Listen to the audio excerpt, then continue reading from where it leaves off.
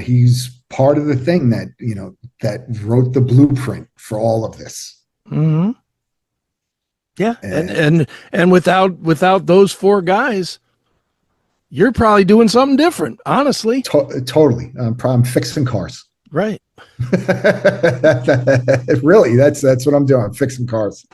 Right. And because Black Sabbath was one of those bands. I mean, for me, total game changer. Right. Certainly.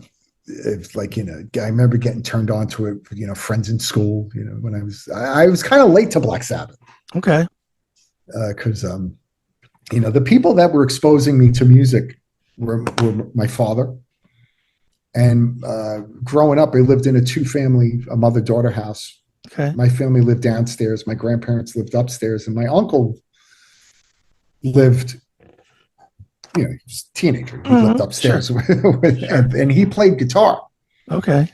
And so I really just had those two people exposing me to different things. And, my father was, of course,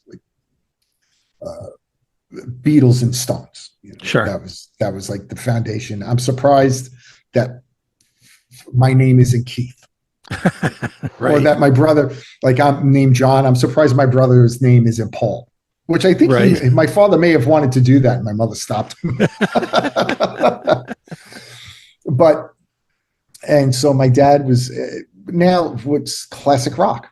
Mm-hmm. My dad was into the Stones and the Beatles, and David Bowie and Rod Stewart. And, sure. My father turned me on to Aerosmith and Leonard Skinner and everything in between, leading up to getting later on, later in the 70s, like the Cars and mm-hmm.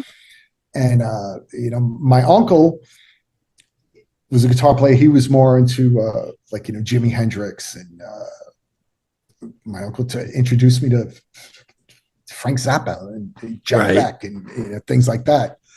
And so between the both of them, Black Sabbath wasn't on the radar, so I didn't get exposed to it until I was in middle school. Sure. And I remember going to my friends, me and my buddy, we went to his uncle's apartment just to stop by and say hello or whatever. And he played the song Black Sabbath.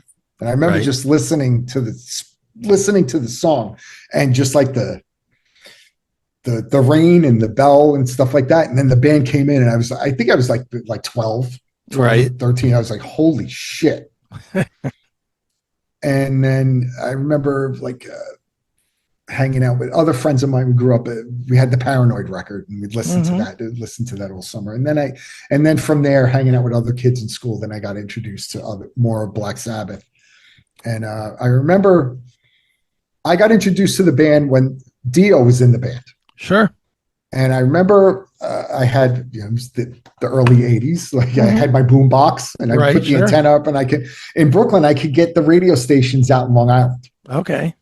And Black Sabbath with Ronnie James Dio was playing the Nassau Coliseum. It was on the Mob Rules tour. Okay. And they had whatever, the remote, we're at Nassau Coliseum for Black Sabbath. Sure. And then they played the song Heaven and Hell, which I had never heard before. Right. I was completely blown away. And then they played Supernaut.